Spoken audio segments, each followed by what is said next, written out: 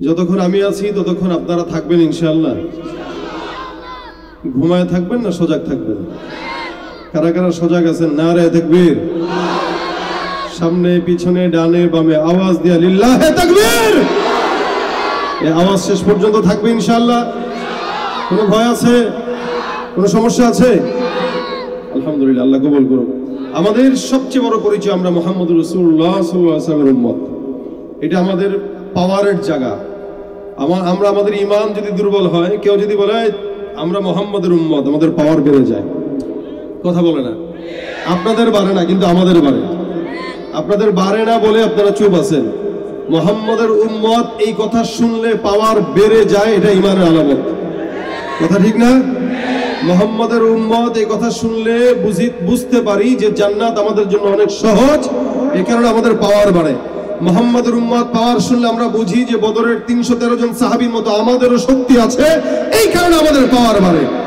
সুতরাং মনে রাখবেন, আমাদের কাছে অস্ত্র না থাকতে পারে, আমাদের কাছে কামান বিমান না থাকতে পারে, আমাদের কাছে ক্ষমতা না থাকতে পারে, সবচেয়ে বড় অস্ত্র আমাদের কাছে ঈমানের অস্ত্র আছে। ঈমানের অস্ত্র যার কাছে থাকে, আর কোনো ক্ষমতা তার লাগে না। ঠিক কিনা? আওয়াজ দিয়ে বলেন লিল্লাহে তাকবীর। এই পাওয়ার শেষ পর্যন্ত আল্লাহ পাক রাখুক, বলেন আমিন। শেষ নয়, মরণ পর্যন্ত রাখুক, যারা বলেন আমিন। এটার জ্যাকে একটু নাড়াচাড়া দেন। এটা খালি কি স্পিকার সমস্যা? শেষের বললে আমারটা নিতে পারতেছে না। আমারও সাপোর্ট করবে যে সে আমারই নিতে পারবে। যাক, সামনে থেকে আর এগুলো দিয়েন না, ভালোটা দিয়েন। আপনারা রেডি তো ইনশাআল্লাহ? ভাইরা আমার, আমি আপনাদের সামনে রাসূল করিম সাল্লাল্লাহু আলাইহি ওয়াসাল্লামের একটি রাসূলের আখলাক সম্পর্কে একটি আয়াত কারিমা তেলাওয়াত করেছি।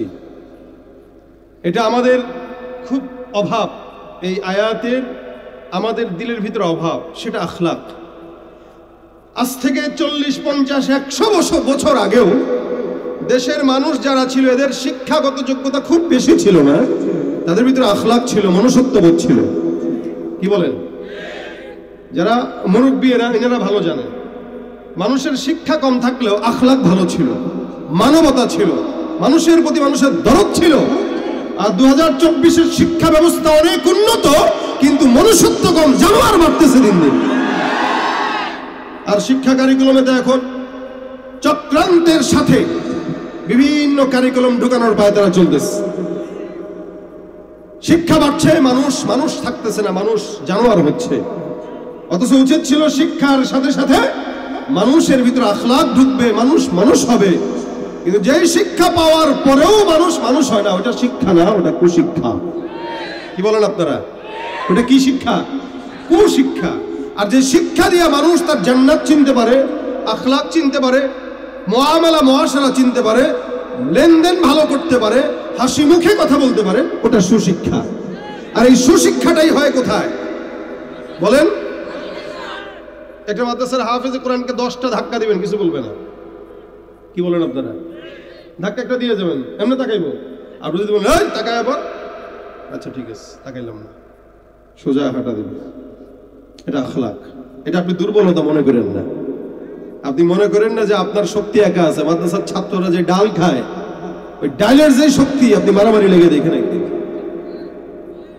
কিন্তু আপনি মনে করতেছেন এটা তার দুর্বলতা। এটা দুর্বলতা না, এটা তার আখলাক। এই আখলাক কোরআন যারা শিখে, হাদিস যারা শিখে, তার ভিতরে ঢুকে।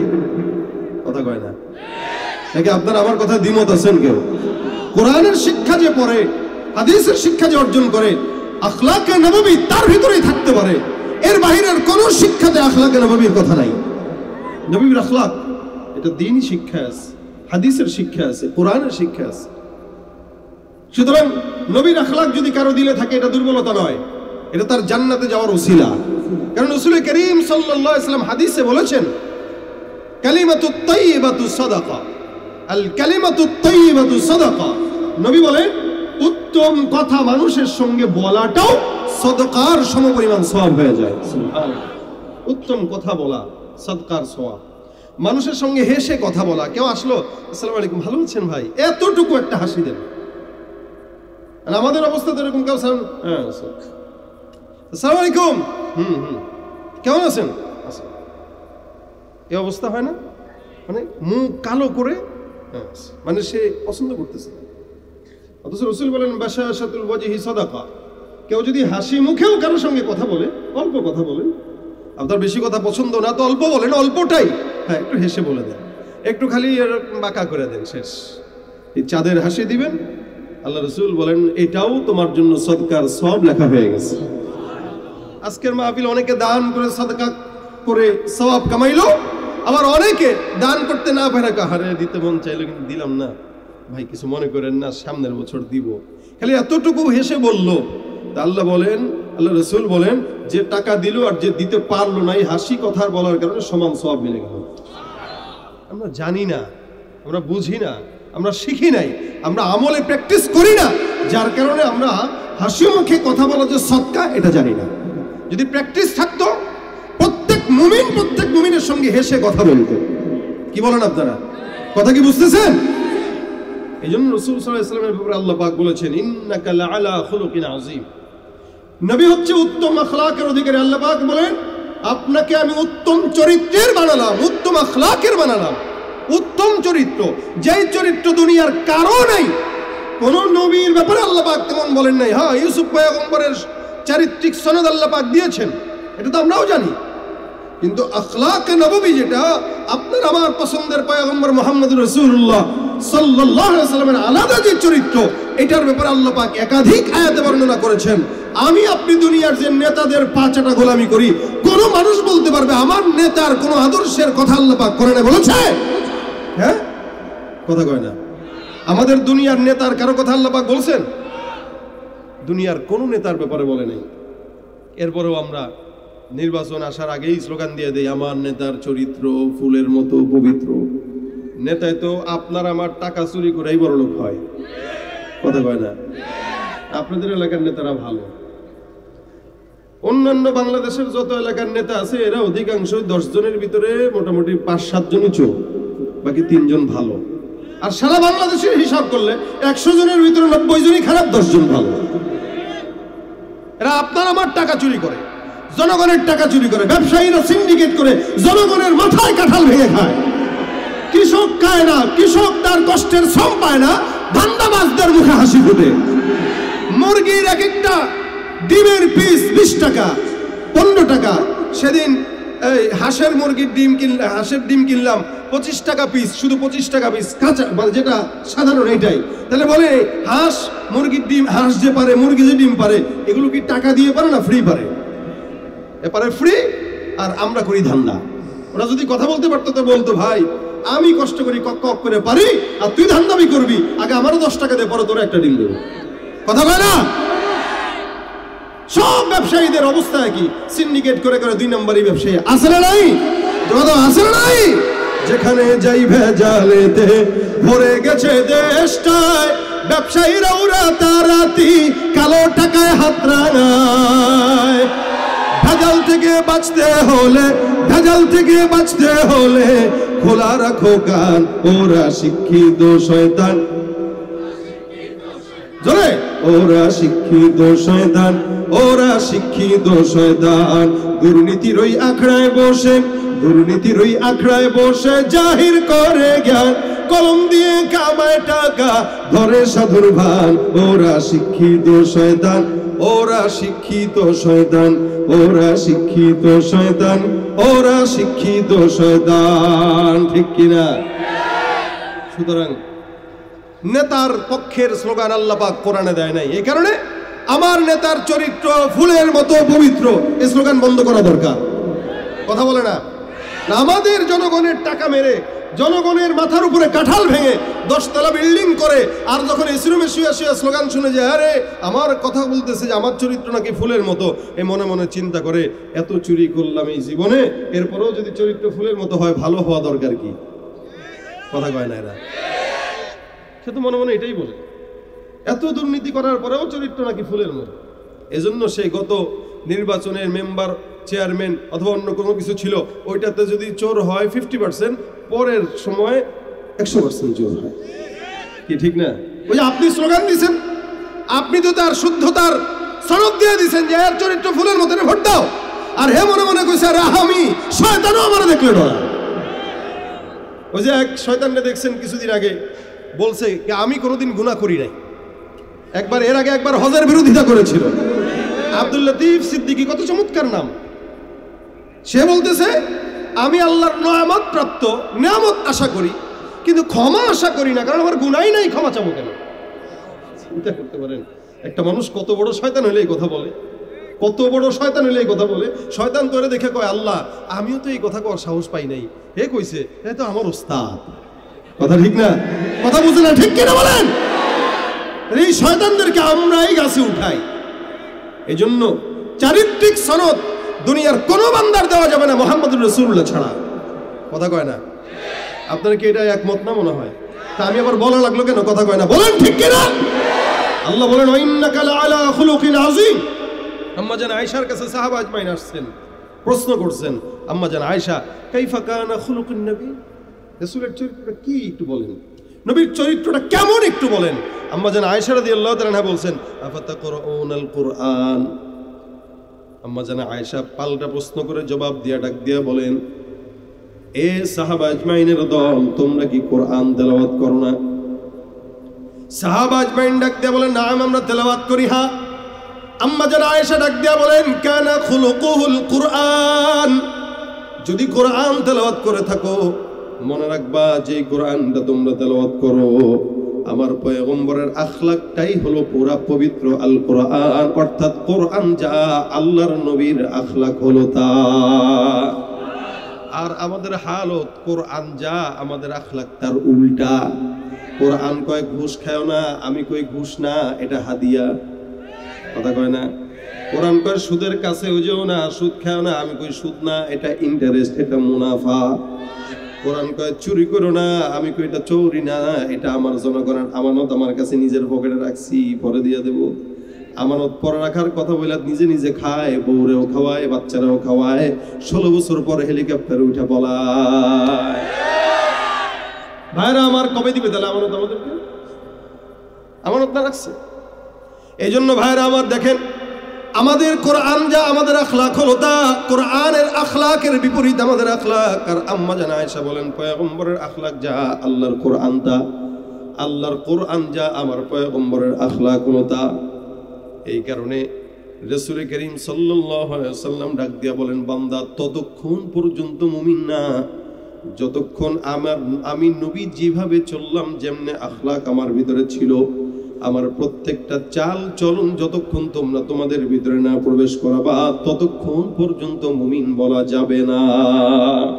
নবী করিম সাল্লাল্লাহু আলাইহি ওয়াসাল্লাম হাদিসের মধ্যে বলেন লা ইউমিনু আহাদুকুম হাত্তা ইয়াকুনা হাওয়াহু তাবআন লিমা জিতু বিহি।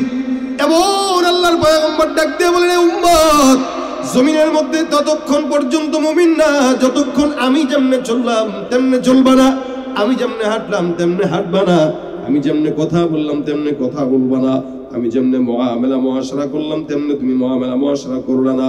অর্থাৎ আমার সমস্ত আখলাক যতক্ষণ পর্যন্ত তোমার দিলে না ঢুকাতে পারবা ততক্ষণ বান্দা তুমি মুমিন হতে পারো না। এ মুসলমান, নবীর উম্মত আল্লাহ পাক পয়গম্বরকে কত নিয়ামত দান করলেন, যার কারণে বলেন ইন্নাকা লাআলা খুলুকিন আযীম। এই আয়াতের আগের আয়াতগুলো যদি আমরা দেখি, এই জমিনের মধ্যে আল্লাহ পাক পয়গম্বরকে দুনিয়াতে প্রেরণ করেছেন এমন একটা সময় যে সময় মানুষগুলো মানুষ ছিল না, সব জানোয়ারের মতো ছিল, হায়ওয়ানের মতো ছিল, যার কারণে ওই জামানাকে বলা হতো আইয়ামে জাহিলিয়াত। মূর্খতার সমাজ আমার পয়গম্বরকে আমার আল্লাহ পাক দুনিয়াতে প্রেরণ করেছে। আমার নবী পয়গম্বর দুনিয়াতে আসছে 40 বছর পর্যন্ত পয়গম্বর কাউকে দাওয়াত দেয় নাই। 40 বছরের পর দাওয়াত দিলেন, যখন নাকি আখলাকের দাওয়াত দিলেন, সুন্নাহর দাওয়াত দিলেন, কোরআনের দাওয়াত দিলেন, এক আল্লাহকে দাওয়াত দিলেন, সমস্ত কাফের বেঈমানরা আমার পয়গম্বরকে পাগল বলা শুরু করলো। অথচ 40 বছর পর্যন্ত রাসূলকে একটা নামে রাখতো, সেই নামটা কি জানেন নাকি? এই জন্য আমিন বিশ্বস্ততার প্রতীক পয়গম্বর মুহাম্মদুর রাসূলুল্লাহ সাল্লাল্লাহু আলাইহি ওয়াসাল্লাম 40 বছর পর দাওয়াত দেওয়া শুরু করার পর কাফেররা এখন ডাক দিয়ে বিশ্বস্ততা বলে না, এখন বলে মজনু। আমার আল্লাহ পাক রব্বুল আলামিনের খারাপ লাগলো, কারণ নবীটা তো আল্লাহর মেহমানটা তো আল্লাহর কদরত করবেন সেই, যার কারণে আমার পয়গম্বরকে আল্লাহ পাক রব্বুল আলামিন সান্ত্বনা দেওয়ার জন্য জানায় দিলেন সমস্ত কাফের বেঈমানরা আমার নবীকে কাফ যখন পাগল বলে গালি দেয়, আমার আল্লাহ পাক রব্বুল আলামিন আয়াত নাজিল করলেন না, সূরা নাজিল করে দিলেন। সমস্ত কাফের বেঈমানদেরকে জানা দেয়, নুন ওয়াল কলামি ওয়া মা ইয়াসতুরুন মা আনতা বিনি'মাতি রাব্বিকা বিমাজনুন। আল্লাহ পাক রব্বুল আলামিন বলেন, সারা দুনিয়ার কসম খেয়ে আল্লাহ পাক রব্বুল আলামিন বলেন, আসমানের কসম, জমিনের কসম, ওয়াল কলামি ওয়া মা ইয়াসতুরুন, কলমের কসম, কলম যা যা লিখলো তার কসম। কলমটা কোনটা? আমার পয়গম্বর বলেন, ইন্না আউওয়ালা মা খালাকাল্লাহুল কলম সুম্মা ক্বালা লাহু উকতুব ফাজারা ফি তিলকা সাআতি কাইনুন ইলা ইয়াউমিল কিয়ামা। গোটা দুনিয়াটা আল্লাহ পাক রব্বুল আলামিন বানানোর 50,000 বছর আগে একটা কলম বানাইলেন। কলমটাকে ডাক দিয়া বললেন, কলম তুমি লেখো। আল্লাহ পাকের আদেশে কলম লেখা শুরু করে দিলেন। আসমানের কথাও কলম লিখলো, জমিনের কথাও কলম লিখলো, পাহাড়ের কথা কলম লিখলো, গোটা দুনিয়ার কথা কলম লিখলো। আজকের মাহফিলের কথাও কলম লিখেছে। কারা কারা বসবেন, কে আসবে, কে আলোচনা করবে, সমস্ত নিজামুল আওকাত আল্লাহ পাক কলম দিয়ে সুন্দর করে লিপিবদ্ধ করে কলমকে সিল মোহর লাগায় দেয়। কিয়ামত পর্যন্ত কলম আর লিখবেও না, কাটবেও না। আমার আল্লাহ ডাক দিয়া বলেন, ওয়াল কলম, কলমের কসম, ওয়া মা ইয়াসতুরুন, কলম যা যা লিখলো তার কসম।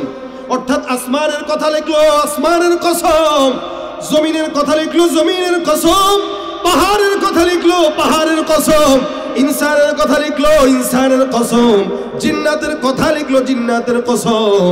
অথচ আল্লাহ পাক এক একটা আয়াতে এক একটা জিনিসের কসম খাইলেন।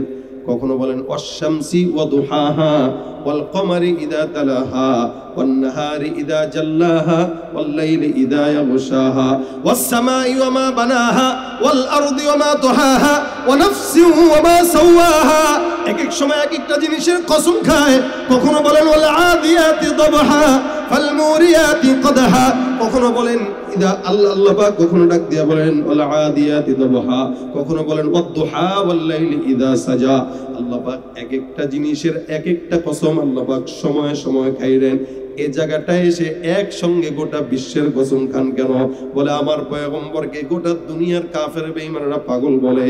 তাদের জবাব দেওয়ার জন্য আমি গোটা দুনিয়ার কসম খেয়ে বললাম, আমার নবীকে যারা পাগল বলে তারা পাগল, তাদের বাপদাদা 14 গোষ্ঠী পাগল, আমার নবী কোনোদিন পাগল না। আল্লাহ পাক ডাক দিয়া বলেন, মা আনতা বিনি'মাতি রাব্বিকা বিমাজনুন।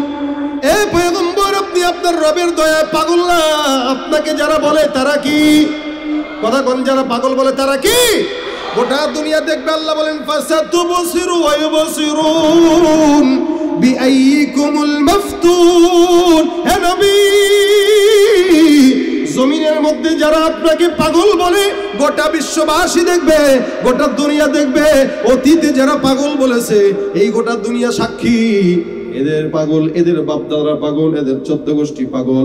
এই দুনিয়ার মধ্যে বলেন তো, আবু জাহেল পাগল বললো, উতবা পাগল বললো, সাইবা পাগল বললো, একটারও কোনো নাম নিশানা আছে নাকি?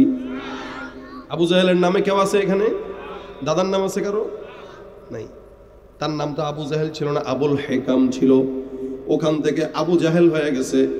এই মুসলমানে এত বছর পর্যন্ত 1450 বছর, এই 1450 বছরে একটা মানুষও পাবেন না যার নাম আবু জাহেল, অথবা যার দাদার নাম আবু জাহেল, বাবার নাম আবু জাহেল। কিন্তু এত বছরেও চতুর্দিকে মুসলমানের দিকে তাকায় দেখেন, সবার নামের শুরুতে মোহাম্মদ আছে না নাই?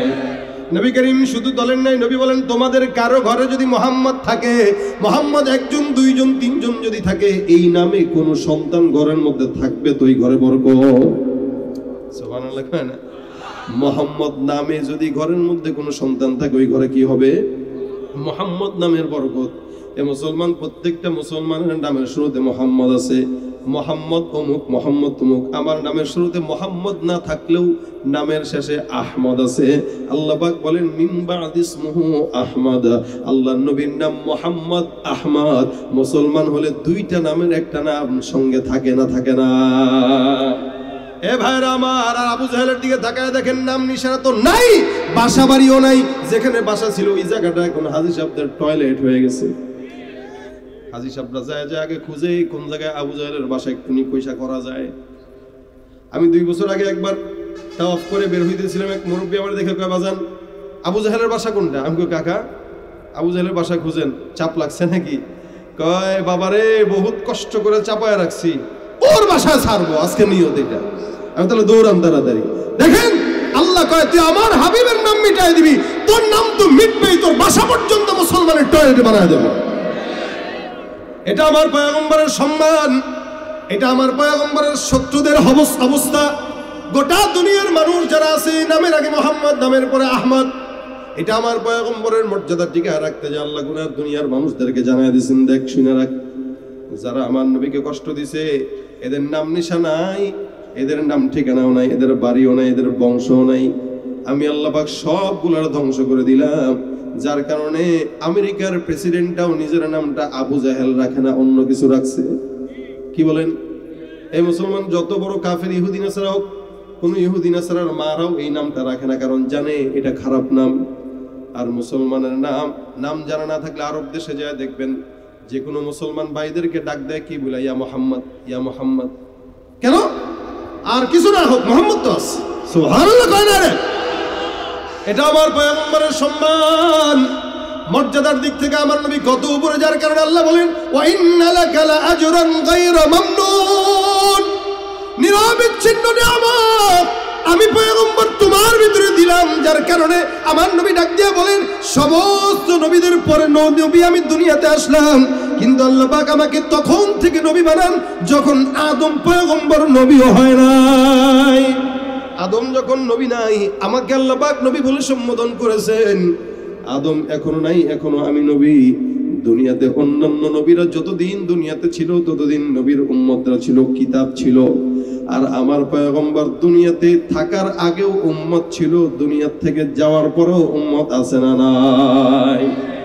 নবী না থাকলেও কোরআন আছে, নবী না থাকলেও উম্মত আছে, কিয়ামত পর্যন্ত থাকবে কি থাকবে না? এ ভাইরা আমার, এটাই হলো আমার পয়গম্বর। আল্লাহ বলেন নিয়ামত আমি আল্লাহ পাক রব্বুল আলামিন দিলাম। সুতরাং এই নিয়ামতকে কেউ যদি না চিনে সে মুসলমান না ভণ্ড। জোরে কোন মুসলমান না ভণ্ড? মনে রাখতে হবে, বিশ্বের মুনাফিক কাফের নাস্তিক মুরতাদদের মনে রাখা উচিত এই বিশ্বের বুকে, গোটা দুনিয়ার বুকে ইহুদি নাসারা যদি মনে করে মুসলমানরা দুর্বল, এটা ভুল ধারণা। আমাদের দেশের সব মুসলমানরা নামাজ না পড়লেও, দাড়ি না রাখলেও, ঠিক মতো ঈমান আমল না থাকলেও আল্লাহর নবীকে একটা গালি দিয়া দেখেন তো জিহ্বাটা ভিতরে থাকবে না। আমার আল্লাহ বলেন খবরদার এ কাফের, এ নাস্তিক, এ নবীর দুশমন, তোমরা আমার পয়গম্বরের ব্যাপারে সতর্ক থাকো। কারণ কি আমি আল্লাহ পাক রব্বুল আলামিন ঘোষণা করলাম ইন্না কাফাইনাকাল মুস্তাহজিঈন। এ পয়গম্বর, আপনি নবীকে যারা ঠাট্টা করে আমি আল্লাহ তাদের জন্য একাই যথেষ্ট। আমার পয়গম্বরকে যারা গালি দেয় তাদের জন্য যথেষ্ট কে? আমার আল্লাহ পাক তাদের জন্য একা যথেষ্ট হয়। সুতরাং আপনি নবীর উম্মত দাবি করবেন, নবীকে কেউ আঘাত দিলে গায়ে লাগবে না, নবীকে কেউ গালি দিলে গায়ে লাগবে না। আমি বলবো আপনি উম্মত দাবি করতে পারেন ঠিকই, উম্মত হতে পারেন নাই। আপনি উম্মত দাবি করতে পারেন, কিন্তু আপনি উম্মত নামের কলঙ্ক, বেঈমান, মুনাফিক, ভণ্ড, ঠিক কিনা? নবী নবীর উম্মত দাবি করো, সুন্নাহ মানো না, নবীর অপমানে তোমার হৃদয় কাঁদে না। নবীর উম্মত দাবি করো, সুন্নাহ মানো না, নবীর অপমানে তোমার হৃদয় কাঁদে না। তুমি বিজাতীয় সংস্কৃতিতে সপেছো পরাণ, তুমি বিজাতীয় সংস্কৃতিতে সপেছো পরাণ, তুমি কেমন মুসলমান? তাকায় দেখেন যুবকদের চুলের ভিতরে স্টাইল দিছে মেসির স্টাইল। হ্যাঁ, এদিক দিয়ে কাটা, এদিক দিয়ে চোখা আছে না, উপর দিয়ে কি এরকম খারাপ স্মৃতিসৌধ।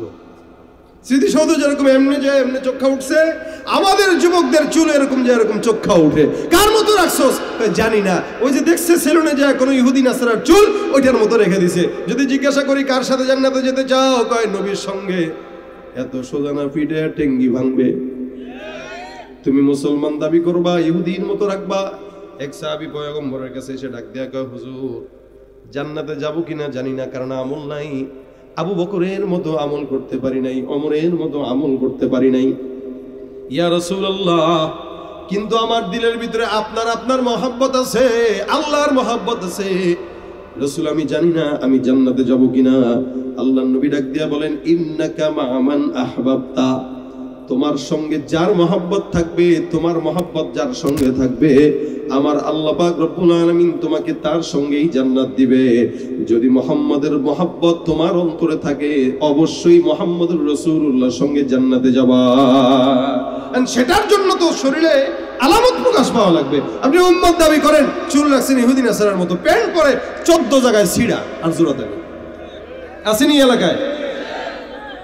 এখানে হাটের ভিতরে ছিঁড়া, রানের ভিতরে ছিঁড়া, পিছনেও ছিঁড়া, দেখলে মনে হয় হুন্ডা অ্যাক্সিডেন্ট করে পায়জামা ছিঁড়ে গেছে।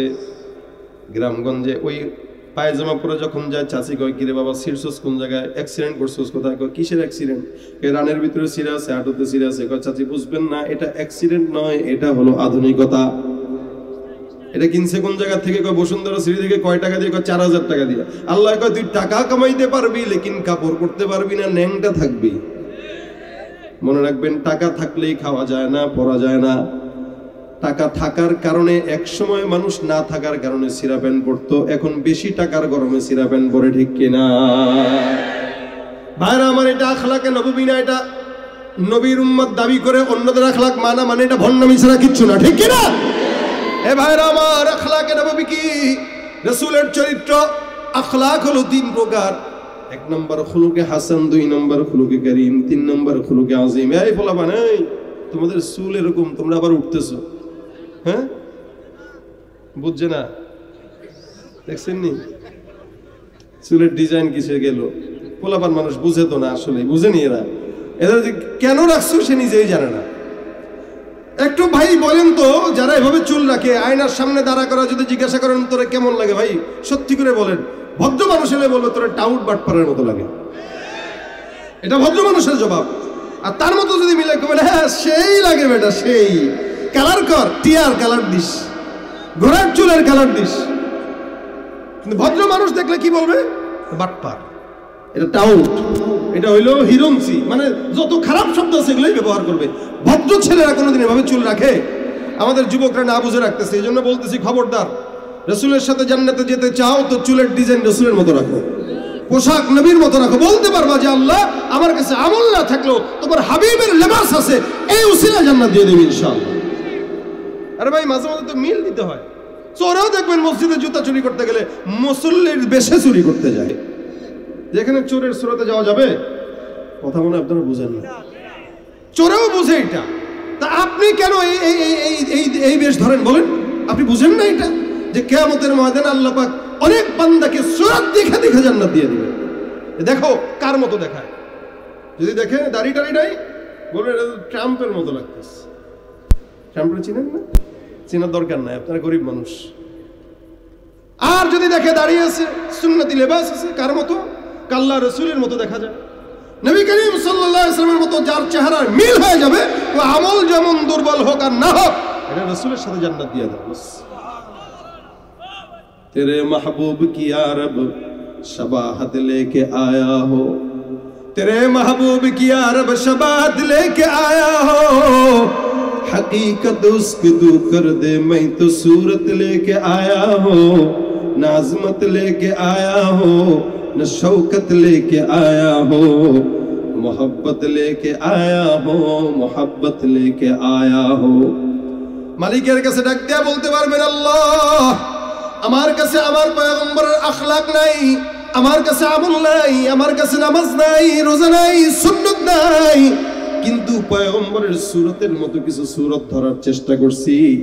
এই ধান্দা নিয়া যেন আল্লাহ তুমি সুরতটা দেখে সুন্দর করে মাফ করে দাও। আমার আল্লাহ কয় তোর নিয়তটা সহি ছিল, যার কারণে আমার পয়গম্বরের সঙ্গে জান্নাত দিয়ে দিলাম, যা জান্নাতে যা। ভাইরা আমার খুব বুঝবেন, আখলাক 3 প্রকার। 1 নম্বর খুলুকে হাসান, 2 নম্বর খুলুকে করিম, 3 নম্বর খুলুকে আজিম।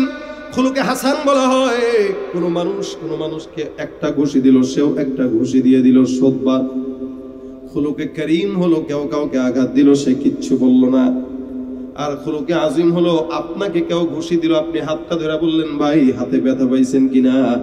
আমার আল্লাহ ডাক দিয়া বলে এই সর্বশেষ আখলাকটা এই পয়গম্বর মুহাম্মদুর রাসূলুল্লাহ সাল্লাল্লাহু আলাইহি সাল্লামকে দিলাম। সুবহানাল্লাহ। কত চমৎকার আখলাক হইলে যে নবীকে আঘাত দেয়, নবী কিছু বলেন। এই জন্য তো তায়েফবাসী আমার পয়গম্বরকে আঘাত দেয়।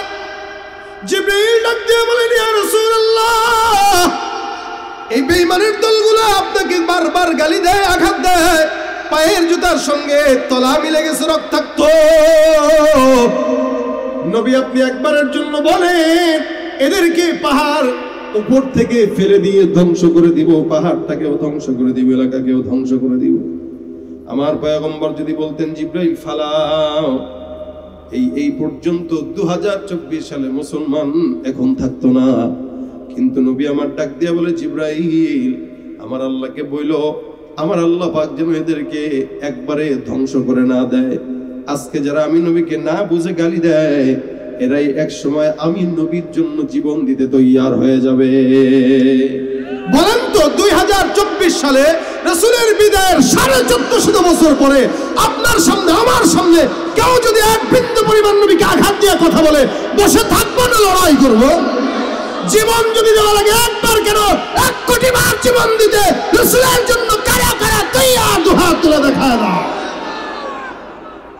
বিশ্বনাথ সাচ্চা মুসলমান,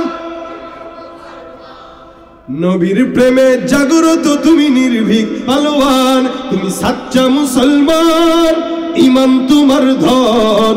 নবীর প্রেমে জাগ্রত তুমি নির্ভীক পালোয়ান, নিষ্ঠ উদার দয়ার আধার রহমাতুল লিল আলামিন। তার অপমান করছে যারা দুষ্ট ইতর অশালীন, তার পরশের ছোঁয়া পেল ইউরোপ থেকে সুদূর চীন। তার শানে কেউ বললে কথা মানবে না তা এই জমিন। কেউ কখনো কোথাও যদি সাহস দেখায় ফের এমন, মুসলিম জাতি সংঘ গড়ে জবাব দিবে বীর মুমিন। ঘেরাও করো ওদের গদি, ভুলের ক্ষমা না চায় যদি, জোরে হাকো আজান, জোরে হাকো আজান। তুমি সাচ্চা মুসলমান, ঈমান তোমার, নবীর প্রেমে জাগ্রত তুমি নির্ভীক পালোয়ান। তুমি সাচ্চা মুসলমান, ঈমান, নবীর প্রেমে জাগ্রত তুমি নির্ভীক পালোয়ান। লিল্লাহে তাকবীর। এটা হলো আখলাকে নবী। নবী বলেন, এ জিবরাইল, আমার আল্লাহ পাক রব্বুল আলামিন যদি আমাকে কষ্ট দেওয়ার কারণে সবাইকে জমিন থেকে বিদায় করে দেয়, তাহলে আখিরি জামানার নবীর উম্মতটা টিকে থাকবে না। সুতরাং কি করব?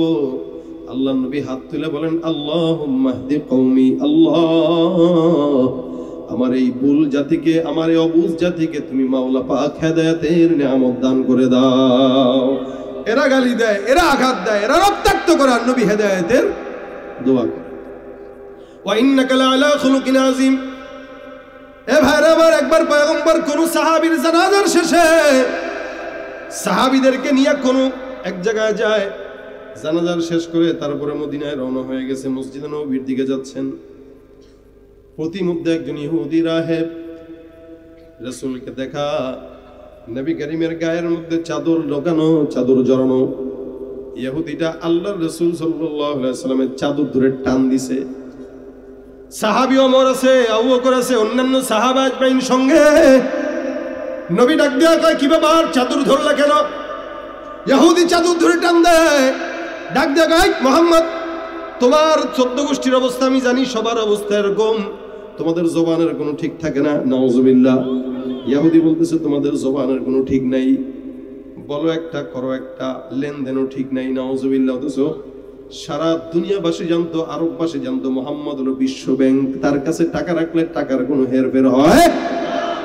আর ইহুদি ডাক দেয়া কয়, মুহাম্মদ, তোমার কাছ থেকে আমি কিছু টাকা পাই, এই টাকাগুলো দেওয়ার কথা, ডেট কবে চলে গেছে, তুমি এখনো দাও নাই। অথচ রাসূলের কাছে টাকা যে পায়, ডেট এখনো আসেই নাই। ডেট আসার আগে পয়গম্বরের সামনে যায়, টাকা দাও।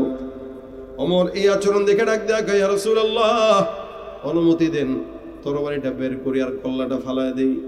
কিছু কিছু সাহাবী একদম মেজাজটা ছিল গরম, ওমরের মেজাজ ছিল গরম, কোনো উল্টা পাল্টা সহ্য করতো না, নগদে ফেলে দিত।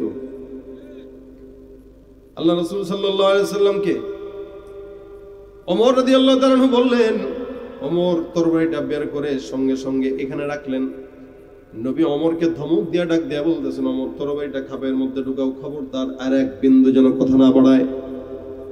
ইহুদিকে আল্লাহ রাসূল ডাক দিয়া বলতেছেন, ইহুদি তোমার টাকা আমি আজকে দিয়ে দেব, টেনশনের কারণ নাই।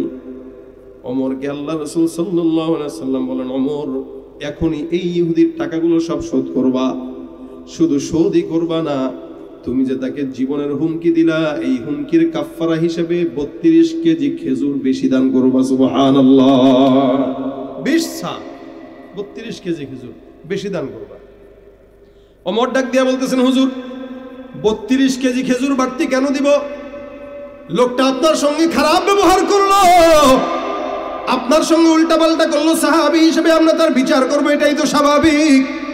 আল্লাহর নবী ডাক দেয়া বলেন, ওমর রে, না না, এটা স্বাভাবিক না। শেষ নবীর এটাই আখলাক, যদি কেউ খারাপ ব্যবহার করে তার সঙ্গে ভালো ব্যবহার করবে, কেউ যদি অকল্যাণ চায় তার কল্যাণকামী হয়ে যাবে। সুতরাং আমি পয়গম্বরের সঙ্গে সে খারাপ ব্যবহার করছে, নবী হিসেবে আমি তার কল্যাণকামী দেব, এটাই আমার গুণ। আমি তাকে মাফ করে দিলাম, তুমিও তাকে মাফ করে দিবা, তবে খবরদার মনে রাখবা, তাকে যে জানের হুমকি দিলা এটার কাফফারা স্বরূপ 32 কেজি খেজুর তাকে বাড়ায় দিয়ে দিবা। সাহাবী ওমর রাদিয়াল্লাহু তাআলা সুন্দর করে লেনদেন সব ক্লিয়ার করে রওনা হয়ে গেল তার বাসায়। আরো বাড়তি 32 কেজি খেজুর নিয়ে যায়। যাওয়ার পরে ডাক দেয়া বলতেছে, ইহুদি এই যে তোমার টাকা পয়গম্বরের তরফ থেকে নিয়ে আসলাম, এতটুকু টাকা পাইতে এটা তোমার পয়গম্বরের সঙ্গে লেনদেন শোধ? বলে হ্যাঁ। বাকি 32 কেজি এই 20 খেজুর পয়গম্বরের সাহাবী ওমর ওই ইহুদির হাতে দিয়া বলতেছেন, এটা আরো বাড়তি। ইহুদি ডাক দিয়া কয়, বাড়তি কেন দাও? আল্লাহর নবীর সাহাবী ওমর ডাক দিয়া বলেন, তোমাকে আমি জানের যে একটা হুমকি দিয়েছিলাম, এই হুমকির কাফফারা হিসেবে পয়গম্বরের আদেশে 32 কেজি খেজুর বাড়তি দিছি। কারণ আমাদের ধর্ম যে অন্যায় করে তাকে অন্যায়ের প্রতিদানে তার সঙ্গে ন্যায় আচরণ করা হয়, খারাপ ব্যবহার করলে তার সঙ্গে ভালো ব্যবহার করা, এটাই আমার পয়গম্বরের আখলাক। সুবহানাল্লাহ। ইহুদি এবার ডাক দেয়া বলে, আলহামদুলিল্লাহ, আমার বোঝা শেষ। ওমর আমি এতদিন পর্যন্ত, তুমি কি আমাকে চিনো? বলে না না। আমার নাম কি তুমি জানো? বলে না জানি না। ওমর আমি এতদিন পর্যন্ত পয়গম্বর মুহাম্মদুর রাসূলুল্লাহ সাল্লাল্লাহু আলাইহি ওয়াসাল্লামকে এতদিন পর্যন্ত পর্যবেক্ষণ করছি, নবীর একদম সব শুরু থেকে শেষ পর্যন্ত সব আমি মিলাচ্ছিলাম। দুইটা জিনিস বাকি ছিল, একটা জিনিস রাসূলের লেনদেন ঠিক কিনা, আরেকটা জিনিস পয়গম্বর যে যার সঙ্গে কেউ যদি তার সঙ্গে খারাপ আচরণ করে সে তার সঙ্গে কি আচরণ করে। এই দুইটা জিনিস দেখার জন্য আমি এতদিন অপেক্ষা করছিলাম, যার কারণে ইচ্ছাকৃত আজকে সময়ের আগে আমি তার কাছে সম্পদ চেয়ে নিলাম। খারাপ ব্যবহার করে দেখলাম, দেখি পয়গম্বর মুহাম্মদ যদি সত্য হয় আমার সঙ্গে ভালো ব্যবহার করবে, আর মিথ্যা যদি হয় খারাপ আচরণ করবে। আমি তার সঙ্গে ইচ্ছাকৃত এই কাজটা করলাম। ওমর তুমি আমার নাম জানো? বলে কি তোমার নাম? বলে আমি হলো ইহুদিদের রাহেব, আমি ইহুদিদের আলেম, ইহুদিদের পাদ্রী যায়েদ বিন সুনাহ। এই যে ওমর বলেন, আমি তোমার নামটা শুনছিলাম কিন্তু তোমাকে আমি কোনোদিন দেখি নাই, আজকে দেখলাম। আর ইহুদি রাহেব ডাক দেয়া কয়, ওমর তোমাদের নবী মুহাম্মদের এই আখলাকের কারণে আমি ইহুদি রাহেব তোমার সামনে সাক্ষী রেখে কালেমা পড়ে মুসলমান হয়ে গেলাম। পয়গম্বরের আখলাক দেখে উম্মতরা মুসলমান হয়ে গেছে। আর মুসলমানের চরিত্র এত নগণ্য, আমাদের চরিত্র দেখে মুসলমান পর্যন্ত ইহুদি নাসরা হয়ে যাচ্ছে। উত্তরবঙ্গে যেয়ে দেখেন, কাদিয়ানি হয়ে যাচ্ছে, ইহুদি হয়ে যাচ্ছে, খ্রিস্টান হয়ে যাচ্ছে। আমাদের চরিত্র খারাপ, এই কারণে আমরা ঠিক মতো দাওয়াত দিতে পারি না। কেউ যদি মনে করেন সালাম না দিছে, মাদ্রাসার একটা ছোট্ট ছেলে সালাম দেয় নাই, মুরব্বী এক দেখছে খালি, আরে বাপরে বাপ, তোর বাপ কে রে, তোর মা কে, তোর হুজুর কে, সালাম শেখায় নাই তোরে? সালাম দিলেন, আমি মুরব্বী মানুষ, কেন আপনি কেন সালাম দিলেন না? অথচ রাসূলের আখলাক আগে সালাম দেওয়া। তুমি বলেন যে আগে সালাম দিল সে অহংকার মুক্ত। সুবহানাল্লাহ, এটা রাসূলের আখলাক। আপনি দাওয়াতের মাধ্যম বুঝেন না, দাওয়াতের পন্থা বুঝেন না, যার কারণে আমাদের আখলাক দেখে মানুষ দূরে সরে, কাছে আসে না। মনে করেন এলাকায় 2-4 জন ছেলে গল্প করে সব 24টা ঘন্টা, কাউকে সালাম দেয় না। আপনি মুরব্বী, আপনি তাদের সামনে দিয়ে যাবেন, আপনি সালাম দিবেন, আসসালামু আলাইকুম, বাবারা ভালো আছো? জি আঙ্কেল ভালো আছি। 1 দিন 2 দিন 3 দিন সালাম দেন, চতুর্থ দিনের মাথায় ওই বখাটে যুবক আপনাকে সালাম দিতে বাধ্য হবে। লজ্জা লাগবে, কিরে আমারও সালাম দেয় মুরব্বী মানুষ, আমাকে সালাম দেয়। এই দোস্ত ওই আসতেছে মুরব্বী, আজকে আমরা আগে সালাম দেবো, দেখবেন দলবদ্ধ হয়ে আপনাকে সালাম দিবে। আর আপনি যদি করেন এই বেয়াদব, আড্ডা মারে, লজ্জা শরম নাই, নামাজ পড়ে না, মুরব্বী দেখলে সালাম দেয় না, পরের দিন তো আপনার সামনে সিগারেটের ধোঁয়া ছাড়বে। কেন? আপনি পন্থা জানেন না, আপনি সালাম নিতে গেছেন, যার কারণে সালাম তো পানি নাই, সিগারেটের ধোঁয়া পাইছে। নবীর মতো আখলাকে নবী দিয়া সালাম আগে দেন, আপনার অহংকার মুক্ত হবে। মানুষ বইলে বেড়াবে যে আল্লাহু আকবার, কত বড় মানুষ, কত বড় বুজুর্গ, কত বড় আল্লাহওয়ালা হইলে সবাই আগে সালাম দেয়। এটা আখলাকে নবী।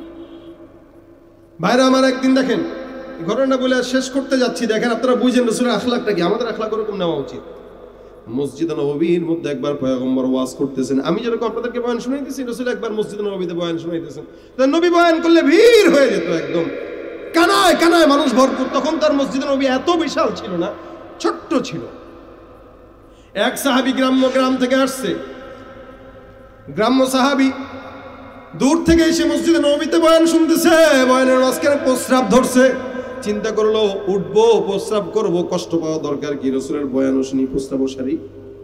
মসজিদের মধ্যে এক কোনায় বসে প্রস্রাব করে দিছে। পাশ থেকে একজন কি করে, দেখ মসজিদের ভিতরে প্রস্রাব করে।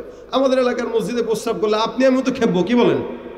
মসজিদে একটু বাচ্চারা গেলে একটু চিল্লা চিল্লি করলে আমরা থাপ্পড় দিয়ে বের করে দিই। প্রস্রাব যদি করে আসার দিয়ে হেনে নিতে গেলে দিই। রাসূল ডাক দিয়ে বলেন, খবরদার, থাক থাক থাক, প্রস্রাব শুরু করে দিছে, করতে দাও। হুজুর মসজিদ, আমি তো বুঝি নাকি, রাসূল বুঝে না? রাসূল বুঝতেছেন এই প্রস্রাবের মাঝখানে বাধা দিলে তার পেটে সমস্যা, কিডনিতে সমস্যা। এই জন্য তাবিবে উম্মতের ডাক্তার হচ্ছেন আমাদের মুহাম্মদুর রাসূলুল্লাহ, উম্মতের ডাক্তার। নবী বললেন, সুন্দর করে তাকে ডাক দাও, প্রস্রাব শেষ হইলে আমার কাছে নিয়ে আসো। ইস্তেঞ্জা শেষ হওয়ার পর পয়গম্বরের সামনে হাজির করা হয়। আল্লাহর নবী ডাক দিয়া কয়, সাহাবায়ে কেরাম তাকে সুন্দর করে মাথায় হাত দিয়া বুঝায় দাও, বুঝছে না এই কারণে এটা করছে, যদি বুঝতো তাহলে করতো না। আর একটা কাজ করো, মসজিদে যে জায়গায় ইস্তেঞ্জা করছে পানি ঢেলে দাও, মসজিদও পবিত্র হোক, সেও বুঝে যাক। নবী মাথার মধ্যে হাত বুলায় বুলায় বলতেছেন, সাহাবী খবরদার, মসজিদ আল্লাহর ঘর, পবিত্র। আহাব্বুল বিলাদি ইলাল্লাহি মাসাজিদুহা, আল্লাহর জমিনের মধ্যে সবচেয়ে পছন্দের জায়গা হলো কি? জোরে বলেন কি? মসজিদ। এখানে কেউ ঢুকলে সে সম্পূর্ণ নিরাপদ। আল্লাহ পাক মসজিদকে সিজদার জায়গা বানাইছেন, মসজিদকে আল্লাহ পাক আল্লাহর সঙ্গে তাআল্লুক করার জায়গা বানাইছেন। এখানে কেউ বেশি বেশি ঢুকবে তো আল্লাহর নিকটবর্তী হবে। সুবহানাল্লাহ। খবরদার তাকে বুঝায় দাও, মারামারি দরকার নাই, চিল্লাচিল্লির দরকার নাই, একে সুন্দর করে বুঝতে দাও। সাহাবীকে বুঝায় দাও, পানিও ঢেলে দাও। পানি ঢেলে দেয় রাসূল, সাহাবীকে বুঝায় দেয়। সাহাবী নবী করিম সাল্লাল্লাহু আলাইহি ওয়াসাল্লামের বুঝ পাওয়ার পরে দেখেন, বুঝেন, মোনাজাতে হাত তুলছে। আমরা কেউ কিছু বললে দোয়া করি না, জাযাকাল্লাহ খায়ের, অথবা আমরা আধুনিক যারা আমরা কি বলি, থ্যাংক ইউ, থ্যাংক ইউ। হ্যাঁ, আর নবীর সাহাবীদের আওয়াজ ছিল জাযাকাল্লাহু খায়রা, এটা উত্তম দোয়া। আমরা বলি ধন্যবাদ, থ্যাংক ইউ, এগুলো বাদ দিবেন ভাষা। সাহাবী হাতটা তুলে ফেলছেন ডাইরেক্ট, গ্রাম্য সাহাবী, বুঝে বুঝে না, হাত তুলে বলতেছেন, আল্লাহুম্মা আরহামনি ওয়ারহাম মুহাম্মাদ ওয়া লা তারহাম মা'না আহাদা। আয় আল্লাহ, আমার রহমত দাও, মুহাম্মদকে রহমত দাও, আর কাউরে রহমত দিও না। সাহাবা পাশ থেকে ডাক দেয়, ইয়া রাসূলুল্লাহ, এটা কেমন দোয়া করলো? এখানে মসজিদে কতগুলা মানুষ বসা, এ শুধু আপনার জন্য তার জন্য দোয়া করে, আমগোর জন্য দোয়া করে নাই। এক নম্বরে ভুল করছে, মসজিদে প্রস্রাব করছে। দুই নম্বরে ভুল, আমাদের জন্য দোয়া করে না। রাসূল বলেন, কি ব্যাপার, দোয়া আবার করো। সাহাবী আবার ডাক দেয়, কয়, আল্লাহুম্মা আরহামনি ওয়ারহাম মুহাম্মাদা ওয়া লা তারহাম মা'না আহাদা। আল্লাহ, আমারে রহমত করো আর এদেরকে রহমত, নবীকে রহমত করো, এছাড়া যতগুলো আছে একটারেও রহমত করো না। সাহাবীরা আরো খেপে গেছে, হুজুর এ অন্যায় করলো, এরা চাইলে মারতে পারতাম, কিছু বললাম না, বকা দিতে পারতাম, দিলাম না। দোয়া করলো যে উল্টা পাল্টা দোয়া। রাসূলকে, এই তুমি এই দোয়া কেন করো? সাহাবী কয়, হুজুর একটু ইস্তেঞ্জা করছি মসজিদের কোনায়, যে ব্যবহারটা দেখাইছে, আপনি না থাকলে তো মাইরা কাবাব বানাই দিত আমাকে। আপনি ছিলেন বলে কিছু বলে নাই, আপনার কারণে বাঁচছি, দোয়া আপনার জন্য আমার জন্য করবো না তো ওদের জন্য করবো? আমি ওদের জন্য দোয়া করতে পারবো না। এই জন্য নবী হাদিসে বলেন ইয়াসসিরু ওয়ালা তুআসসিরু বাশশিরু ওয়ালা তুনাফফিরু, খবরদার সহজ করবা কঠিন করবা না, সুসংবাদ দাও দুঃসংবাদ দিবা না। মানুষকে জান্নাতের সুসংবাদ দাও জাহান্নামের ভয় দেখানোর আগে। এ মুসলমান, এই জন্য দাওয়াতের পদ্ধতি হলো উদউ ইলা সাবিলি রাব্বিকা বিল হিকমাতি ওয়াল মাউইযাতিল হাসানা। হিকমত আর মাউইজা হাসানা দিয়ে কেউ যদি বান্দাকে দাওয়াত দেয়, অবশ্যই ওইটাই পয়গম্বরের আখলাক। এ ভাইরা আমার, এই কারণে কোনো ভাই যদি অন্যায় করে, হ্যাঁ ধমক না দিয়া, ভাই এদিকে আসেন, কি আপনি অনেক ভালো মানুষ, আগে প্রশংসা করবেন। এটা নববী আখলাক। আমি নববী আখলাক শোনাচ্ছি, আমার ভিতরেও নাই, যদিও আল্লাহ আমার ভিতরে আগে দান করুক, আপনাদের ভিতরেও দান করুক। আমরা এই সমস্ত মুজাকারা কেন করি? যেন আমাদের ভিতরে ঢুকে যায়। এজন্যই মুজাকারা করা। কেউ যদি অন্যায় করে আগে ডাক দিবেন। বিবি অন্যায় করলে, আরে ভাই ঘরের ভিতরে যাদের আখলাক ভালো না, ওর বাহিরে কেমন আখলাক ভালো না? ঘরের বিবির ক্ষেত্রেই বলি, বিবি যদি অন্যায় করে, বিবি যদি আপনার সঙ্গে কোনো অপরাধ করে, বিবির কোনো একটা ভুল আপনার চোখে ধরা পড়ছে, আগে বিবিকে ডাকবেন, ডেকে আদর করবেন, মাথায় হাত বুলাবেন, সে যত গুনাহ আছে সেগুলো বর্ণনা করবেন, সুন্দর করে বলবেন, বিবি তোমার এই সব কাজ আমার ভালো লাগে, তুমি আমার সন্তানদেরকে পালো, আমার জামা কাপড় ধুয়ে দাও, আমার রান্নাবাড়ি করে দাও, আমার নিয়ে সারাদিন ভাবো, এত এত ভালো গুণ তোমার, এত ভালো গুণের ভিতরে এই খারাপ গুণটা না আমার কাছে ভালো লাগে নাই। আচ্ছা বলেন তো, মহব্বত বাড়বে না কমবে? আমাদের শুরু থেকে যদি গোলামের জি গোলাম, তোরে বিয়া করে সব শেষ, হ্যাঁ আপনার বউ আমি গোলামের জি না, তুই গোলামের ভূত, তোর বাপে গোলাম, তোর 14 গোষ্ঠী গোলাম। কিছুক্ষণ পরে সংসার শেষ, তালাক দিবেন এক লগে 14টা। এরপরে হুজুরে ফোন করে বলবেন, হুজুর রাগের মাথায় দিছিলাম, বুঝছি না কি করতাম। আল্লাহ বলছে কোনো কি দরকার? আপনার আখলাকের কারণে এটা হচ্ছে। এজন্য বিবি অন্যায় করছে, সুন্দর করে আগে তাকে বুঝান, আগে তার সমস্ত ভালো দিকগুলো বর্ণনা করেন, ভালো কাজগুলোর প্রশংসা করার পরে এবার বলেন, তোমার এই কাজটা আমার কাছে ভালো লাগে নাই, আমি স্বামী হিসেবে কষ্ট পাইছি, আমার এই কষ্টটা তুমি দূর করবা, একটু কথা দাও। তখন বিবি বলবে, হ্যাঁ হ্যাঁ অবশ্যই, আপনি কি বলেন, আপনি আমার এত গুণাগুণ বললেন, আমি কেমনে এই কাজটা রাখি, ইনশাল্লাহ সামনে থেকে আর করবো না। অথবা একই পন্থা, স্বামী যদি কোনো অন্যায় করে, বিবিরা যদি এভাবে সুন্দর করে আদর মহব্বত করে দিয়া বুঝায়, তাহলে এটাই হলো নববী আখলাক। কি বলেন, ঠিক না? ঘরের থেকে প্র্যাকটিস করা দরকার। ঘরেই যদি প্র্যাকটিস না হয়, বাইরে কিভাবে হবে? কারণ দুনিয়ার সবচেয়ে আপন হলো ঘরের বিবি, ঘরের সন্তান, ঘরের মা, ঘরের বাবা। আপনার আখলাক যদি ঘরের বিবির সঙ্গেই না আপনি করেন, ঘরের ছেলের সঙ্গে যদি আচরণ না করেন, তাহলে বাহিরের কোন সদরুদ্দিনের সঙ্গে কেমনে করবেন আপনি? এখানে আখলাকটা শুরু হয় ঘর থেকে, শেষ হয় বাইরে যে।